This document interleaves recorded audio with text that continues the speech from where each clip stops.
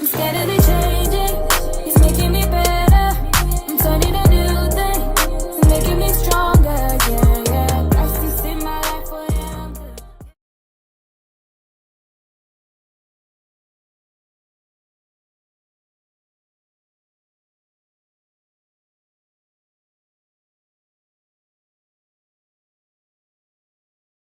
Hello les chouchous de Dieu. Franchement, un grand merci pour votre amour, pour vos retours, pour vos partages dans la dernière vidéo, qui était du coup de mon témoignage.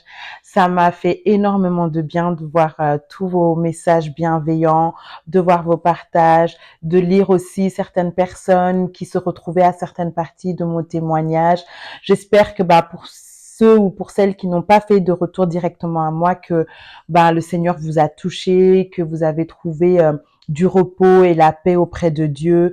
Et si ce n'est pas le cas, je vous invite vraiment à prier ou de vous rapprocher de quelqu'un qui peut vous aider à prier. Le but du témoignage, comme toujours, c'est de rapprocher les gens de Christ et aussi bien évidemment de sensibiliser. Il y a certaines choses que j'ai partagées dans mon témoignage, qui sont quand même des choses assez tabous dans notre culture et difficiles aussi d'accepter.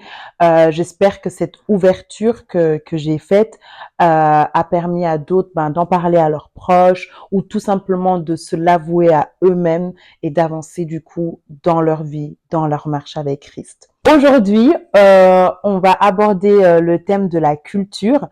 Ce sera sous forme de questions. Est-ce que la culture nous ramènera au royaume des cieux? Et donc, cette vidéo sera traduite sous deux volets. Le premier volet sera expliqué par Véronica, qui parlera du coup de la culture et de la communication entre nous que nous avons dans la culture. Et le second volet sera donc expliqué par moi-même sur les différences générationnelles. Voilà, j'aimerais aussi rajouter que nous sommes pas des pasteurs. Donc nous, vraiment, notre chaîne, c'est vraiment parler de Christ, mais en pointant des sujets tabous, en fait, des sujets qui nous-mêmes nous ont bloqués dans notre marche avec Dieu étant plus jeunes, parce qu'on se disait, mais si c'est ça, prier, eh ben non merci, en fait. Si Dieu, il accepte ça, il accepte si, non merci. Et nous-mêmes, en rencontrant Dieu, et en étant une génération autre que nos parents, nos grands-parents, etc., on a pu comprendre beaucoup de choses. Donc voilà, le thème de cette vidéo, quand on a choisi ce thème pardon de cette vidéo, notre pasteur nous a été d'une très grande aide déjà, pasteur Jacquimo de EPV Bruxelles. Hein, je vous ai déjà dit, venez à l'église là-bas, vous inquiétez pas, vous allez être bénis. Donc notre pasteur Jacquimo Kimboulou, nous a vraiment aidé parce que je pense que s'il nous avait pas donné ces petits tips là, il y a des choses on n'allait même pas penser, et les tips qu'il nous a donnés, on s'est vraiment dit ben oui, c'est des choses dont on parle jamais en tant que chrétien, or que c'est quand même assez important. Et je vais d'abord commencer par une phrase du coup qu'il nous a dit. Donc la phrase que notre pasteur nous a dit, c'est: la culture peut t'emmener à la mort, mais la culture du royaume de Dieu te donne accès à la vie éternelle. Amen. Donc en fait, avec cette phrase, déjà, tu te demandes, oui, la culture c'est bien. La vérité, notre culture, elle est bien. Je parle de nous, hein, mais c'est toutes les cultures incluses. Mais en tant que Congolais, notre culture, elle est bien. Franchement, elle est bien. Mais est-ce que tout ce qui est culturel, est-ce que aux yeux de Dieu, c'est réellement nécessaire? Est-ce qu'aux yeux de Dieu, c'est réellement bien? C'est sur cette question-là qu'on va se poser. Donc, d'abord, je vais vous dire la définition de la culture selon le dictionnaire. Et la définition de la culture, donc c'est l'ensemble de traditions, de coutumes, de savoir-faire d'un groupe humain ou d'une civilisation. Mais je vais vous dire pourquoi, donc en prenant un passage de la Bible qui est dans l'évangile de Matthieu, pourquoi Dieu n'est pas contre les traditions, mais est contre le fait de tout faire pour la tradition, quitte à déplaire au royaume des cieux. Donc il y a une histoire dans l'évangile de Matthieu qui dit que les pharisiens et les scribes sont allés à Jérusalem et tout, et qu'ils sont partis voir Jésus et tout, et que les pharisiens disent à Jésus, oui, comment tu peux laisser tes disciples transgresser les traditions des anciens. Et de là, Jésus, il répond, et vous, comment vous pouvez transgresser les traditions, entre guillemets, les règles du royaume des cieux. Donc, juste avec ce passage, c'est très clair que dans la Bible, Dieu nous dit de laisser certaines traditions, certaines coutumes pour adhérer aux traditions du royaume des cieux. Et je vais vous donner quelques exemples pour un peu vous aider par rapport à ça. Il y a par exemple les danses. Il y a certaines danses dans certaines coutumes qui, on va dire, c'est des danses collées serrées. Il y en a chez qui c'est pas mal. Des danses collées serrées, des danses très rapprochées, des danses un peu sexualisées. Et ça, en tant que chrétien, en tant qu'enfant de Dieu, tu ne peux pas continuer à adhérer à ces valeurs, ces coutumes-là, ces traditions-là, si tu fais partie du royaume des cieux. Parce que c'est quelque chose que Dieu n'accepte pas, en fait. Donc ça, c'est déjà un exemple. On est prêt aussi, nous, en tant qu'Africains, à, tellement on est dans la tradition, la nourriture congolaise, c'est ma vie. C'est ma vie. Mais tellement on est dans les traditions, on sait que la nourriture congolaise, c'est très gras, que c'est pas spécialement bon pour la santé, mais pour la tradition, euh, il y a certains d'entre nous ou certaines familles qui vont manger quasiment tous les jours congolais, tous les jours africains. Et en fait, euh, c'est pour ça que nous, dans nos familles, il y a un taux énorme d'AVC parce que l'AVC, ça peut être créé dû à l'alimentation et plein d'autres maladies d'ailleurs, pas que l'AVC, mais l'AVC c'est ce qui ressort le plus. Ça peut créer plein de maladies, mais parfois on est tellement attaché à nos coutumes, à nos traditions que on est prêt à s'en foutre en fait des maladies, de notre bien-être physique pour notre tradition. Ça n'a pas spécialement à voir avec la Bible ou quoi, mais c'est juste pour montrer à quel point nos traditions peuvent prendre le dessus, même sur notre santé. De temps en temps que tu manges africain, congolais, peu importe ton origine, c'est tout à fait normal. Moi, comme je vous ai dit, moi, je suis fan de cette nourriture-là, mais manger tous les jours ça, c'est pas bon. Et malheureusement, des études le prouvent, il y a un très grand taux de maladies cardiovasculaires à cause de notre nourriture qui est grasse. Il y a aussi la musique.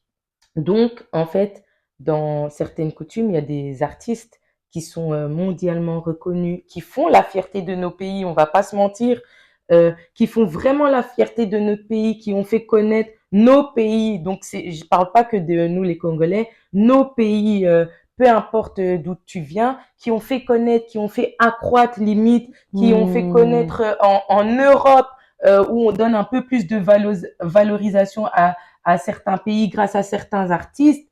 Mais, les gars, est-ce que ces artistes glorifient les royaumes des cieux? Vous voyez? Donc, c'est-à-dire que Dieu, il est pas dans le tiède.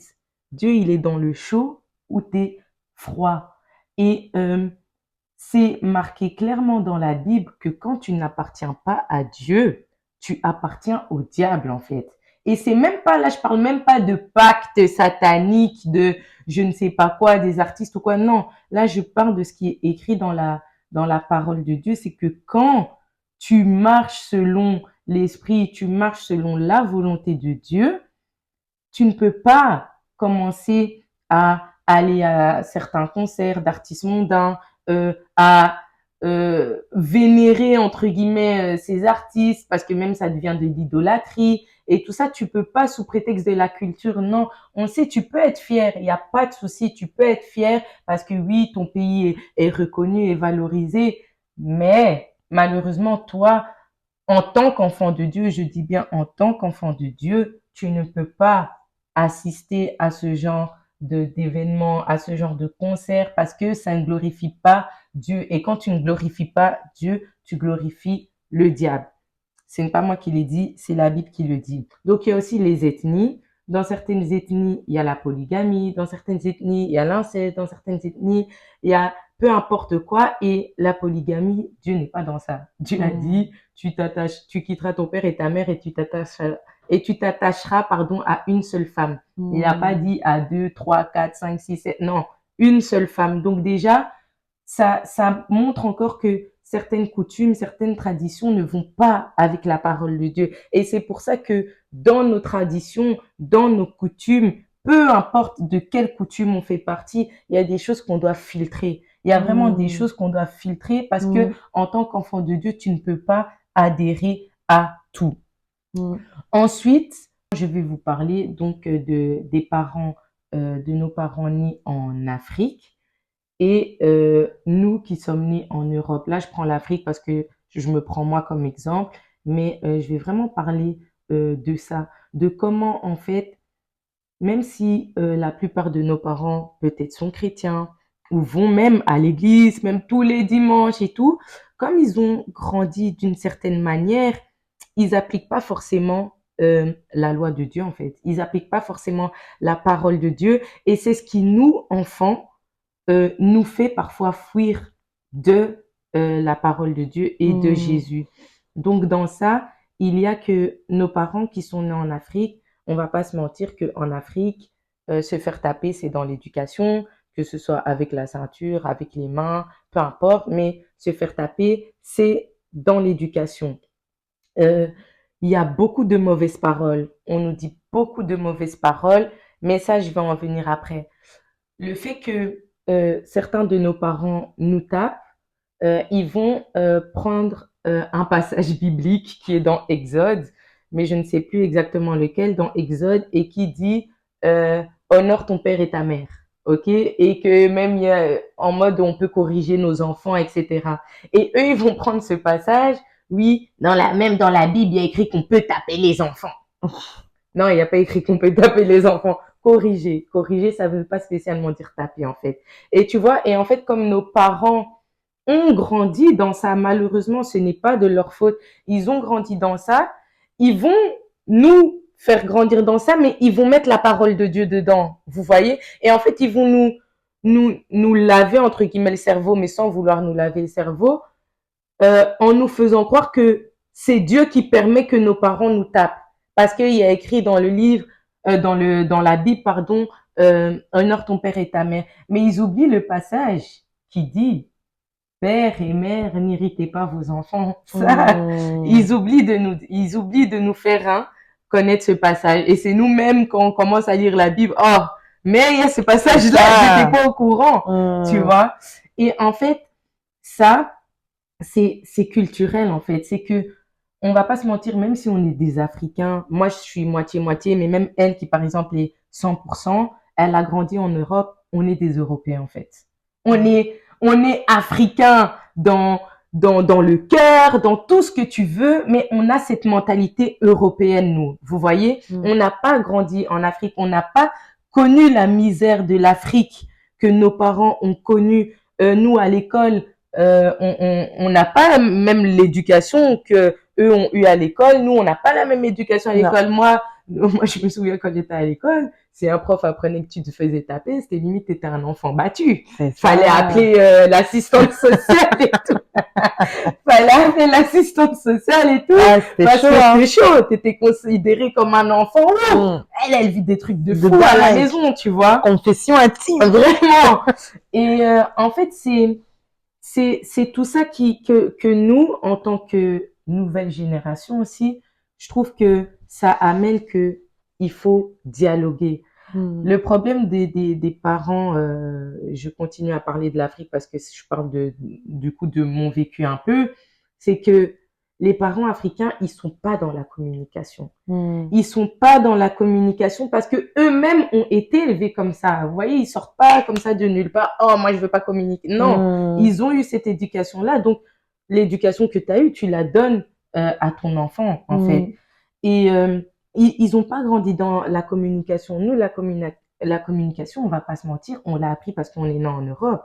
On l'a appris parce qu'on est entre nous Européens, entre guillemets, même si on est tous Congolais, même si on traîne entre Congolais, on a cette facilité parce qu'on apprend ça à l'école, on voit ça même nos éducateurs. Quand on était à l'école, les éducateurs, si tu avais un problème, ils communiquaient avec toi. Il y avait certains profs qui communiquaient avec toi, les bons profs, pas les profs qui font le métier juste pour les congés, non, les profs qui sont vraiment investis. Et c'est de là, je pense que nous, on a appris à communiquer et que en grandissant en Europe, donc en n'ayant pas que une culture africaine, on voit aussi la culture européenne et on se dit, mais comment ça se fait que moi, ma mère ou mon père, je vais lui parler de ça, il va direct me taper, il va direct m'engueuler, il voudra pas me répondre, mais un autre, mon camarade de classe, il peut parler de tout avec sa mère ou avec son père et ça va en fait nous frustrer. Ça va clairement nous frustrer et donc nous, en tant que nouvelle génération, franchement, les gars, tapez. Moi, je suis pour que taper, ça ne sert à rien. Moi, je me suis fait taper. C'est pas pour ça que le lendemain, je faisais pas des bêtises. Ah. Franchement, ça sert à rien. Ça sert à rien. Taper ne sert à rien. Encore là, tantôt, Ralphine a eu la preuve. Quand je crie comme ça sur mon fils pour, il m'écoute pas. Là, tantôt, j'ai été ferme. Et Noah, que ce soit la dernière fois, il avait peur, hein. Direct. En fait, il suffit juste d'avoir une autorité et ton enfant te respecte, en fait. Ton enfant te respecte, mais il n'aura pas peur de toi. Parce que instaurer la peur, ce n'est pas bon et ce n'est pas ce que Dieu aussi nous demande. Dieu, il nous demande aussi de communiquer avec nos enfants. En fait, il y a plein de choses que nous, en tant qu'Africains, on fait en cachette, notamment les relations sexuelles, les premiers petits copains qu'on a et tout. On fait tout ça en cachette parce que chez nous, c'est tabou. Chez nous, on peut pas parler de ça. Chez nous, si tu dis que t'as un copain, t'es une et un, on va pas dire le mot. T'es ci, t'es ça. Et en tant qu'enfant, quand tu grandis comme ça, ben, tu braves les interdits. Tu braves les interdits, mais à on t'a fait. jamais rien expliqué. On t'a jamais dit que, ok, oui, peut-être l'amour c'est bien, mais protège ton cœur. Parce que l'amour aussi, ça peut te détruire. Et je suis sûre que si on nous avait parlé comme ça depuis le début, il y a plein de choses qu'on n'aurait pas fait en fait. Ou bien il y a plein de choses qu'on aurait fait attention. Ou bien il y a des personnes chez lesquelles on ne serait pas tombé dans leurs bras. Tout simplement parce qu'on aurait eu les conseils de nos pères ou C'est de ça. nos mères. Dans la culture africaine aussi et dans d'autres cultures aussi, je pense, le problème qu'il y a, c'est que c'est l'image des parents avant tout. C'est l'image des parents avant tout. Donc, c'est-à-dire que toi, en tant qu'enfant, tu peux vivre une dinguerie. Tu peux vivre une dinguerie. Je vais prendre le viol parce que c'est ce qui ressort le plus. Nous, en tant qu'enfants, on n'ose pas parler à nos parents parce que si tu dis à tes parents que tu te fais violer, déjà, ça va appeler toute ta famille. Or que mon gars, je t'ai dit à toi, je t'ai pas demandé de dire à mes oncles et tantes et tout le reste, tu vois, ça va appeler toute ta famille. Et en plus de ça, ça va remettre ce que tu as vécu en doute. Et même s'ils te croient, ils vont faire comme s'ils t'ont pas entendu pour faire un déni. Je pense que c'est leur manière aussi. Vous voyez, ils ont grandi comme ça. Ils font un déni et ils avancent et ils font comme si rien ne s'était passé. Comme si rien ne s'était passé. Et en fait, toi, tu es là, tu vois ça et tu te sens juste, tu te dis, waouh, des parents qui sont censés me protéger, des parents qui sont censés me conseiller sur un truc hyper grave ne savent même pas me conseiller et n'ont même pas entendu ma souffrance en fait. Ma souffrance. Et c'est pour ça que les gars aussi, nous, soyons la génération, ok, on prie, ok, il y a Dieu et il faut garder Dieu en première place dans toute chose, mais communiquez avec vos enfants. Communiquez avec vos enfants. Parce que quand un enfant subit quelque chose, que ce soit le viol, peu importe, hein, même, je sais pas, il se fait agresser, un garçon, par exemple, il se fait agresser dans la rue, nanani, nanana. En fait, le fait de garder ça pour soi, nous, ça nous crée des comportements. Ça nous crée des comportements, ça nous crée des autodéfenses et qu'après, on va être impoli, on va devenir rebelle, on va chic et les parents africains, ils vont dire quoi? Oh, démon. Elle a un démon. Elle, esprit de je ne sais pas quoi. Elle, nanani. Oui, tout ce qui est colère et tout, c'est des portes ouvertes aux démons et tout. Ça, on sait. Mais là où je veux en venir, c'est que regardez d'abord ce qui s'est passé. Si vous aviez écouté votre enfant, ça se peut qu'il n'aurait pas eu tous ces comportements-là. Mm. Vous voyez, il y aurait plein de choses qu'il aurait évitées parce qu'il sait qu'à ses parents, il aurait pu faire confiance. Il aurait pu être en sécurité envers ses parents. Il se sent déjà en insécurité dans le monde extérieur, mais même à la maison, il se sent en insécurité. Donc, bien évidemment, ça crée des comportements démoniaques. Ensuite aussi, donc dernière chose, les gars, dont j'ai envie de parler, c'est les mauvaises paroles. Les mauvaises paroles de nos parents, de nos frères et sœurs même, Ouais. de peu importe qui, ça détruit une personne. Mm. Nos paroles, les paroles de nos parents détruisent les gens, détruisent leurs enfants.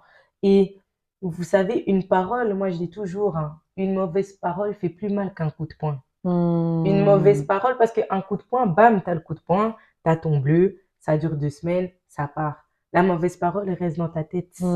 Elle reste dans ta tête. Même si tu l'as dit qu'une fois, elle va, même si c'était sous le coup de l'énervement, la parole va rester dans ta tête. Des parents qui disent à leurs enfants, quel exemple je peux prendre? T'es Oui, bête. ouais, voilà, t'es bête, t'es un vaurien, t'es une erreur, des comparaisons entre les enfants. Chaud. Ouais, regarde, ton frère, lui, il est intelligent, toi, pourquoi t'es bête comme ça? Eh, chacun est différent, hein. C'est pas parce que c'est le même père, même mère que ils sont pareils, en fait. On est tous uniques, on est tous différents. Et en fait, les parents qui font ça sont juste en train de frustrer leurs enfants, sont juste en train de mettre des mauvais trucs, des mauvaises semences en leurs enfants, et ce qui va créer des cœurs noirs, des cœurs jaloux, des cœurs envieux, dus aux paroles de leurs parents, en fait. Des complexes. Des complexes aussi, dus aux paroles des parents. Donc, s'il vous plaît, nous, notre génération, les gars, soyons le changement. Demandons pardon à nos enfants. Moi, je vais vous dire un exemple. Mon fils, il a 4 ans. 4 ans. Vous voyez quand je vois que j'abuse, que soit j'ai crié pour rien, que soit même j'ai crié, mais qu'après j'essaye de comprendre pourquoi il a fait ça. Quand parfois il est là, non maman, t'es méchante, ces caprices-là. Il y a des fois, c'est des caprices, je calcule pas, mais il y a des fois, je sais que j'ai abusé. Je sais que, en fait, là, Véronica, c'était pas nécessaire que tu cries comme ça. C'était pas nécessaire que tu lui parles comme ça. Il a que 4 ans, hein, mais je m'excuse, en fait. Je lui demande pardon. Je lui demande pardon. Et c'est très important. Nous, nos parents, en fait, comme ils sont une figure d'autorité, pour eux, ils nous doivent rien. Dans leur tête, ils nous doivent rien, aucune excuse. Même s'ils nous font du mal, ils vont se faire pardonner peut-être en nous préparant à manger, un truc, mais ils vont jamais sortir le mot « je suis désolée pour ce que je t'ai fait, je suis désolée pour la parole que je t'ai dit, je suis désolée pour ça ». Jamais, jamais. Et ok, oui, nous, en tant qu'enfants, on doit respecter nos parents.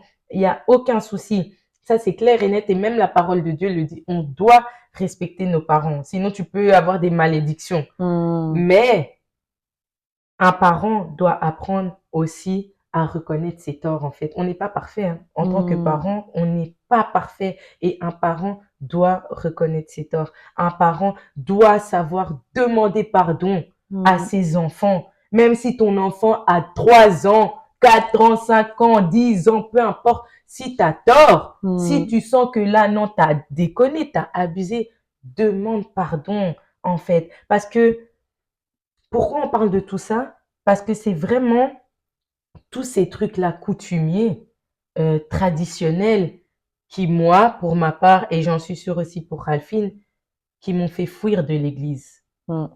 Qui m'ont fait fuir de l'église. Parce que je me disais, si Dieu, il est comme ça, si c'est ça, être dans Dieu, non merci. Je préfère rester dans mon coin. Vous voyez? Or que, non, en fait, Dieu, il est amour, hein. Et Dieu, quand il dit il est amour, un parent doit aussi être amour avec son enfant. C'est pas le rôle d'un parent, c'est pas que acheter des jouets, nourrir son enfant. Non, le rôle d'un parent, c'est donner confiance à son enfant. On est des canaux par lesquels Dieu est passé pour nous éduquer nos enfants. Nos enfants appartiennent à Dieu, mais nous, on est le canal par lequel Dieu a fait que cet enfant soit né. Donc, on a une très grosse responsabilité envers le développement de cet enfant. Et si tu es là, Dieu a permis que tu as un enfant, mais en plus de ça, Dieu te donne une bénédiction, mais en plus de ça, toi, ce que tu fais, c'est que tu étouffes l'enfant, tu maudis l'enfant. Mon gars, ça va pas aller. Et C'est surtout, ça. en tant que chrétien, tu ne peux pas, on peut pas maudire nos enfants, Non. dire des t'es bête ou quoi, mais toi, comment tu sais pas faire 1 plus 1, même 1 plus 1, même si c'est pas faire 1 plus 1, il a 12 ans, ne dis pas t'es bête. Ne dis pas t'es bête, cherche à savoir pourquoi, qu'est-ce qui s'est passé, nanana. Comme j'ai dit, je pense, dans la dernière vidéo, les séquelles là, les traumatismes, c'est dès le ventre de la maman. C'est dès le ventre de la maman. Ça se peut, la maman, elle était enceinte, elle a eu un choc, bam, ça a fait quelque chose dans le cerveau de l'enfant.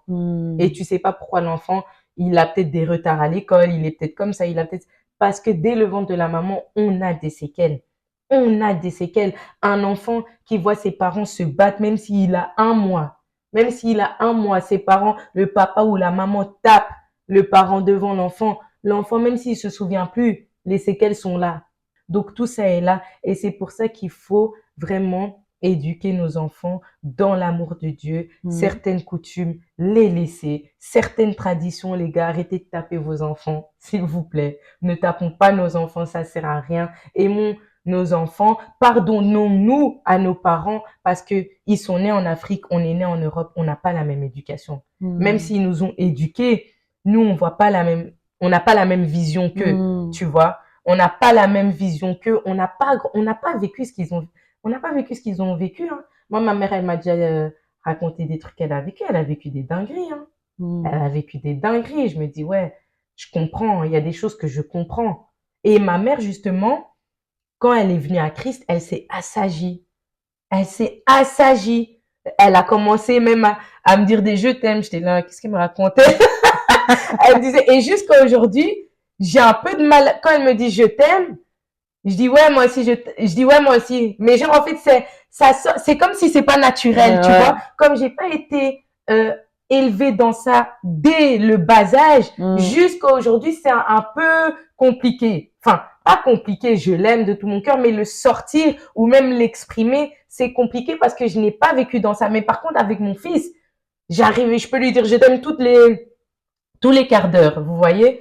Et il faut vraiment déjà pardonner à nos parents parce que eux-mêmes, ils ont vécu des dingueries. Eux-mêmes, ils ont vécu des trucs de fou. Ils étaient dans des situations compliquées. Nous-mêmes, regardez parfois comment on est quand on est énervé là. Moi, je vous dis la vérité, parfois quand je suis énervée, je remets mes nerfs sur mon fils. Mais comme j'ai cette mentalité de savoir demander pardon et tout, je me remets vite en question. Tu vois, je me remets vite en question. Mais nos parents, ils avaient pas ce truc. Ils avaient pas ce truc. C'est-à-dire que eux, quand ils vivaient leur truc, s'ils remettaient leurs nerfs sur nous, ils remettaient et basta. Ils venaient pas après communiquer avec nous, nous dire, écoute, moi, j'ai été comme ça parce que, tu sais, j'ai passé une mauvaise journée. Excuse-moi, je vais plus le reproduire. Non, ils laissaient couler. Et nous, en fait, ça fait que, tu vois, 1 fois, 2 fois, 3 fois, 4 fois. Et puis voilà, donc voilà. Pour un peu compléter tout ce qu'elle a dit, qui était quand même très, très, très, très riche, je voulais un peu revenir sur la parole. Pourquoi insister sur ça? Parce que, vous savez, dès Genèse, dans les premiers versets, on explique que le monde a été créé par la parole de Dieu. Donc, en fait, ça prouve à quel point la parole a un pouvoir de création. Nous, on est créé à l'image de Dieu. Donc, ça veut dire que nous aussi, par nos paroles, on a ce pouvoir de création. On a ce pouvoir de créer des bénédictions, de prophétiser des bonnes choses, comment on a dit, proclamer, voilà, des bonnes choses dans nos vies. Comme malheureusement aussi on a le pouvoir de nous maudire les gens, de dire des mauvaises choses, de souhaiter des mauvaises choses dans la vie des gens. Vous savez, même dans notre culture, il y a des choses où on dit, bah voilà, l'oncle qui a dit que tu vas pas te marier, et puis tout d'un coup tu vois aussi dans la famille là, telle personne se marie pas, telle personne se marie pas. Ou il y a une histoire aussi d'une famille royale que ta maman elle aime bien raconter. Je pense que c'est la famille royale de Monaco, que un des princes avait été en relation avec une femme, mais la femme il pouvait pas la marier Et donc, du coup, par colère, la femme, elle a dit, dans ta famille, il y aura aucune femme qui sera heureuse. Et en fait, quand ils ont fait l'enquête, ils se sont vraiment rendus compte qu'il y avait aucune femme qui était heureuse. Donc, en fait, c'est vraiment pour vous donner des exemples concrets sur comment la parole a un réel Pouvoir. pouvoir dans nos vies et même dans les petites choses. Vous savez, rien que le fait de tout le temps, c'est des automatismes ou parfois ça peut être aussi de façon de parler qu'on a intégré, mais qu'on intègre sans vraiment réfléchir. Le fait de dire ah je suis bête, genre vous vous trompez sur quelque chose, je vais vous dire la vérité, ça c'est moi par exemple. Je peux me tromper sur quelque chose, je vais dire ah je suis bête, mais non, tu n'es pas bête, t'es un être humain. Un être humain fait des erreurs et apprend de ses erreurs. On ne peut pas tout savoir, on ne peut pas tout maîtriser. C'est pour ça qu'en fait qu'on vit, tout simplement. On ne sait pas tout. Donc du coup, forcément, quand il y a une chose que tu as mal fait par distraction ou par manque d'attention ou tout simplement par ignorance, il faut pas en fait avoir cet automatisme de se dire ah t'es bête ou je suis bête.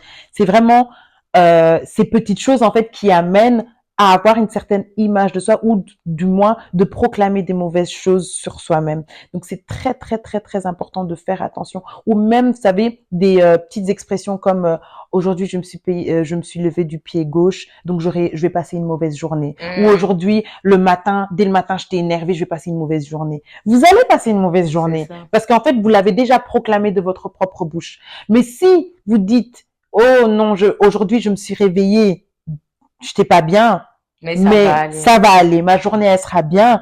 Forcément votre journée elle va bien se passer. Et quand bien même admettons qu'elle se passe pas bien parce qu'il y a des tchics, des tchacs, des situations qui s'amènent ou autres, vous allez toujours voir le positif parce qu'en fait vous avez proclamé le positif dans votre journée.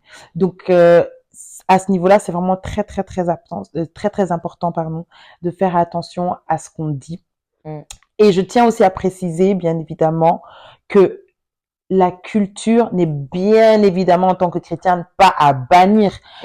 Franchement, on est donc dans le corps de Christ, on est plusieurs personnes différentes et nos différences nous rendent uniques, nos différences en fait nous complètent entre nous et voir en fait la richesse de certaines cultures, c'est tellement beau. Vous savez quand vous allez dans une église américaine ou belge ou allemande ou congolaise ou ivoirienne, ce ne sont pas du tout les mêmes démarches. Là, on le voit dans la louange, on le voit dans l'adoration, on le voit même dans notre manière d'interagir dans nos églises, par exemple à nous congolaises.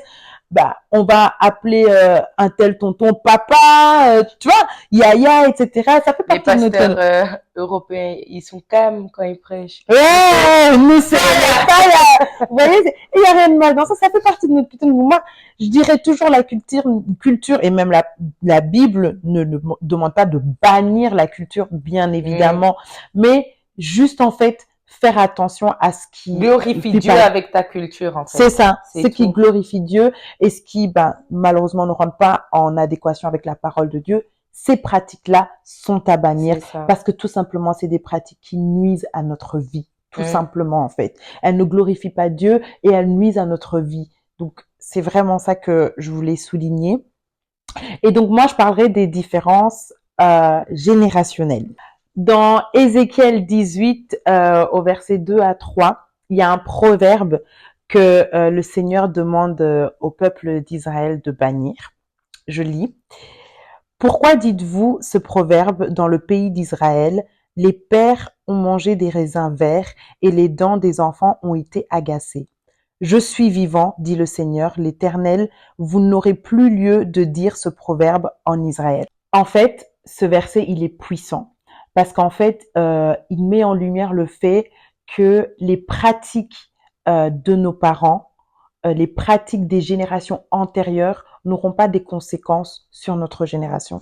Très souvent, je sais que ce verset est utilisé en termes de péché, quand on prie pour on va dire les liens de famille, que les péchés de nos parents, les erreurs qu'ont fait nos parents ou les mauvaises paroles qui ont été prononcées dans les générations antérieures n'aient pas d'effet sur notre génération. Mais je pense aussi que ce proverbe est à prendre aussi dans le sens inverse, dans le sens où nos pratiques en fait ne doivent pas être les pratiques des générations à venir. Parce qu'en fait, chaque génération connaît en fait Dieu sous différentes formes.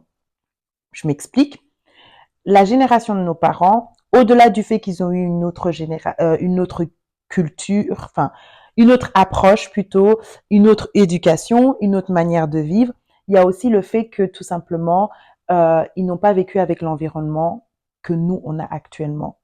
Nous, par exemple, on vit avec les réseaux sociaux principalement, qui font partie de nos vies. On passe au moins tout à chacun en moyenne 2 à 3 heures derrière nos écrans, ce qui n'était pas du tout le cas de nos parents. Nos parents, ils étaient dans des histoires de lettres, ils étaient dans des histoires de téléphones programmés. Je sais pas, vous, moi, je suis née dans les années 90. Je me rappelle quand ma mère, elle devait aller dans les cabines et qu'elle devait gratter les De cartes ouf. pour appeler en Afrique. Vraiment. C'était pas des histoires de WhatsApp, ça va, nanani, nanana. C'était pas tout ça. Donc, déjà, on voit déjà qu'il y a une évolution dans la communication, dans la manière d'interagir. Et donc, forcément, le partage est différent. Et ici, nous, notre génération, avec l'émergence des réseaux sociaux, on a cette opportunité de faire part de notre foi, comme nous on le fait maintenant, via les réseaux sociaux, sur une plateforme où n'importe qui peut regarder notre vidéo. On a l'opportunité aussi de s'informer, d'avoir accès à beaucoup de prédications, beaucoup d'informations en fait d'un coup, qui fait qu'on a une connaissance différente, qu'on a une approche différente et qu'on a une vision différente de la vie. Et en fait, pourquoi je tiens à souligner ça? Parce que c'est vrai qu'avec tout ce que Véronica elle a dit, c'est très important on le prenne pour les générations à venir. Mais c'est aussi important de retenir que comme nos parents, on a des limites. Nos parents, il y a des choses qui, malheureusement, pour certains, ne pourront pas comprendre parce qu'ils ne le vivent pas, ils n'ont pas vécu et que eux, ils ont eu d'autres enjeux.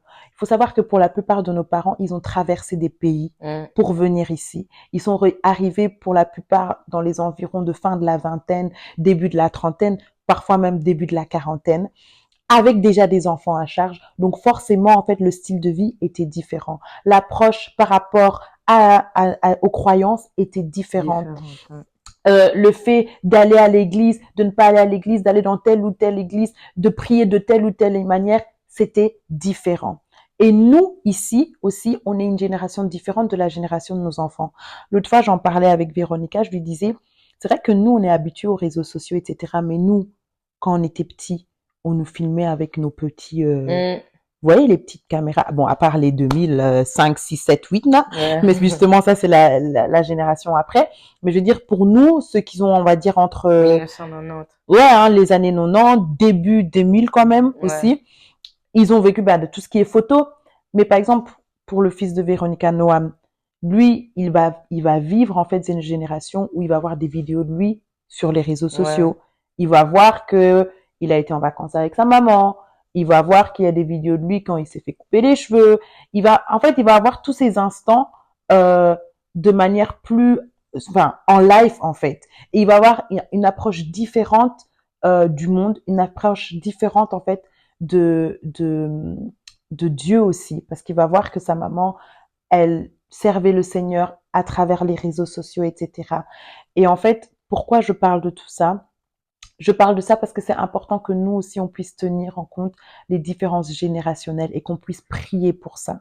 Qu'on puisse prier en fait pour le fait que nous, en tant que jeunes de cette génération, qu'on puisse profiter de ce que Dieu a permis, que ce soit sur cette terre, que ce soit les réseaux sociaux, que ce soit l'accessibilité, la disponibilité, toutes ces choses-là qui sont donc du coup servi sur un plateau, qu'on puisse profiter de ces choses-là, mais qu'on puisse aussi faire attention, qu'on puisse aussi se dire que nous, il y a des choses qu'on ne va pas comprendre, que nos enfants vont faire, mais qu'on devra faire confiance en Dieu. Et comme elle a dit, mettre au cœur de tout ça la communication. Vous savez, je donne un titre d'exemple. Dieu nous demande de confesser nos péchés. Il nous demande de, au-delà du fait de lui demander pardon, de dire ce pourquoi on demande pardon. Mais Dieu, il nous voit toute la journée. Il sait exactement ce qu'on a fait. Il sait exactement même comment on a réfléchi dans notre tête, comment peut-être pour certains on s'est dit ah non je peux pas le faire et on a fini par le faire, ou comment d'autres disent ah je m'en contrefiche, moi je vais quand même le faire. Donc tout ça en fait, faut vous dire que Dieu le sait. Mais Dieu nous pousse en fait de confesser pour en fait mettre déjà ce grain de communication en nous en fait, mettre ce grain de parler, être passif en tant que chrétien, c'est vraiment quelque chose à bannir. C'est très important en fait de parler, c'est très important de proclamer, c'est très important d'être curieux, de poser des questions, d'essayer de comprendre et quand bien même lorsqu'on n'est pas d'accord, d'être d'accord sur le fait qu'on n'est pas d'accord, mais de respecter en fait le choix. Et pourquoi je dis ça aussi? Parce que très souvent, ça fait partie de mon témoignage, euh, lorsqu'on comprend pas nos parents, on rentre parfois dans la rébellion. Ouais, Lorsqu'on comprend pas nos même parents, chose. lorsqu'on n'est pas d'accord avec ce que nos parents ont décidé de faire, ou truc, on rentre dans la rébellion. Mais pourquoi? Parce que nos parents nous ont pas écoutés. C'est ça. Et parce que les parents, surtout, ils n'ont pas communiqué. C'est ça. Mais c'est aussi une manière de dire que euh, faisons en sorte justement de ne pas répéter ces fautes-là, de ne pas répéter en fait et de ne pas engendrer en fait ce genre de conséquences en fait, des esprits de rébellion, des esprits où il y a de la disparité, où il y a de la division. Faisons en sorte d'instaurer. Après, bien évidemment, euh, chaque culture amène aussi à ce qu'une approche soit différente, dans le sens où, vous voyez, par exemple, on dit souvent chez les Européens, ils sont très libres. Ouais, vas-y. Voilà, ils parlent de beaucoup de choses. Donc, c'est important que que certaines règles culturelles, bien évidemment, restent. C'est ça. Hein, entre Congolais, on Hmm. se sait, Le on respect sait le respect, pour certaines certaines conversations choses. à ne Ouais. pas avoir, bien évidemment, et qu'on sait bien évidemment aussi à qui se tourner pour avoir réponse à certaines choses. Mais à côté de ça, bien évidemment, il est très important d'instaurer la communication. Il est très important de comprendre et d'accepter les différences générationnelles en fait euh, qui ont mené à malheureusement certaines divisions, qui ont mené malheureusement à certaines disputes, mais qui sont bien évidemment pour nous aussi de leçons. Vous savez que parfois aussi, quand je vois par exemple nos grands frères, nos grandes sœurs, qui ont, on va dire, 9, 10, 12 ans de plus que nous, ils sont pas la même génération que nous. Eux aussi, ils ont vécu la communication de manière différente. Pour certains, ils ont grandi une partie de leur enfance en Afrique et une grande partie de leur adolescence et de leur vie d'adulte ici. Et donc, du coup, vous savez bien, en tant qu'enfant, c'est la base de notre éducation. Donc, la base de leur éducation est liée à la culture, la tradition même dans le pays même. Mais ensuite, tout a été basculé ici et ils se retrouvent avec des petits frères, petites sœurs à qui ils doivent montrer l'exemple, mais eux-mêmes, ils ont un peu du mal à savoir comment danser, comment avancer, etc.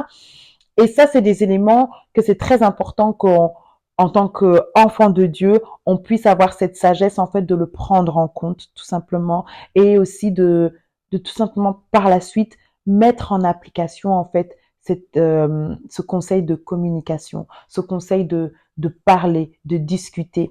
Et je dirais surtout, et je finirai par ça, lire la parole de Dieu. Hmm. Comme la Bible le dit, mon peuple périt par manque de connaissances. Comme Véronica l'a dit tout à l'heure, quand nos parents décident de nous corriger d'une certaine manière par la violence, ils vont dire dans la Bible il est indiqué il faut corriger vos enfants, nanani nanana, parce qu'il faut honorer vos parents, etc. Vous savez que le jour où j'ai dit à mes parents, mais vous savez que dans Éphésiens 5, on dit Père, n'irritez pas vos enfants. Mes parents, ils n'ont pas répondu. Parce que eux-mêmes n'étaient pas au courant, en fait, de ce verset. Je ne veux pas parler pour tous les parents parce que je ne sais pas comment ça s'est passé au niveau de leur marche, s'ils ont eu cette habitude de vraiment se plonger dans les Écritures ou pas. Je ne vais pas me permettre de parler à leur place. Mais c'est pour dire qu'en fait, l'ignorance peut mener loin, en fait. Vraiment. Et peut mener à dire des choses que vous-même, vous ne comprenez pas. Vous-même, vous ne comprenez pas quand on dit honorer, quand on dit irriter, tous ces mots-là, vous ne comprenez pas. Donc, c'est très, très important aussi de lire la parole de Dieu. Moi-même, le fait d'avoir lu la parole de Dieu, ça m'ouvre les yeux. Ça m'ouvre les yeux tous les jours. Quand je lis la parole de Dieu, j'apprends des choses. Je me dis, ah, en fait, c'est comme ça que ça s'est passé. Ah, en fait, je pense que c'est ça que Dieu veut nous dire. Ah, en fait, c'est comme ça. Ah, en fait, vous savez, parfois, c'est des petits détails qui mènent à, petit exemple, l'histoire de Joseph. Pour ceux qui, on va dire, ont soit suivi des cours bibliques ou connaissent grosso modo la Bible, on connaît un peu l'histoire de Joseph qui a été trahi par ses frères et que par après Dieu l'a élevé et lui a donné un poste de gouverneur en Égypte. D'accord. L'histoire, on est un peu tous. Et souvent, on se dit, ah, bon, je connais l'histoire, moi, j'ai pas besoin de lire, je connais l'histoire.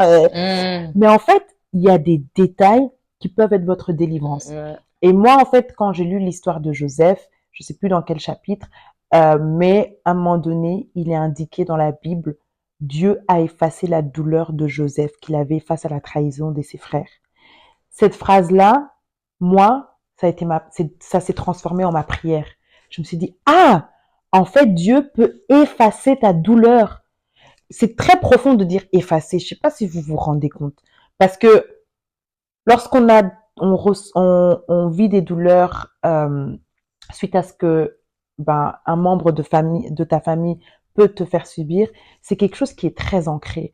C'est quelque chose qui grandit en toi et qui, comment on appelle ça, qui se traduit en fait tout simplement dans tes actes plus tard, qui s'insère en fait dans ton quotidien et qui emmène à ce que tu sois une certaine personne à un certain moment de ta vie.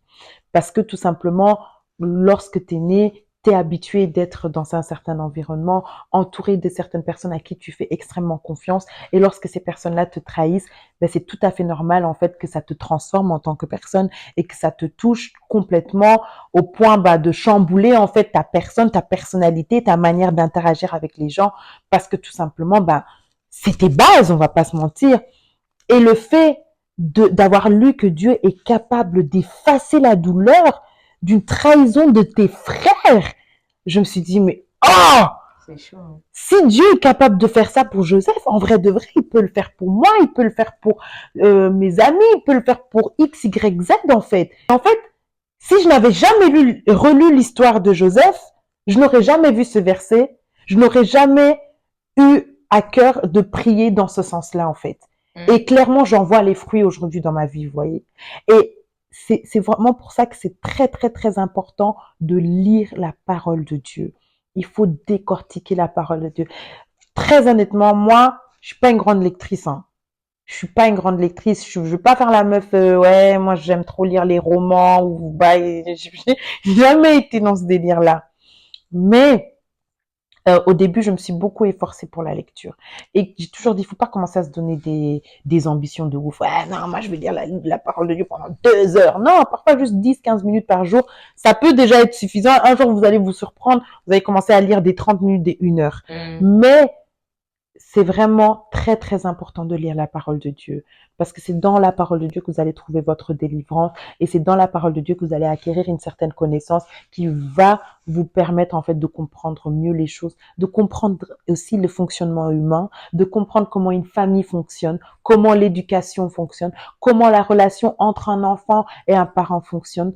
Donc, très, très, très honnêtement, moi, je vous dirais toujours, lisez la parole de Dieu. À votre rythme, mais lisez la parole de Dieu. Yes.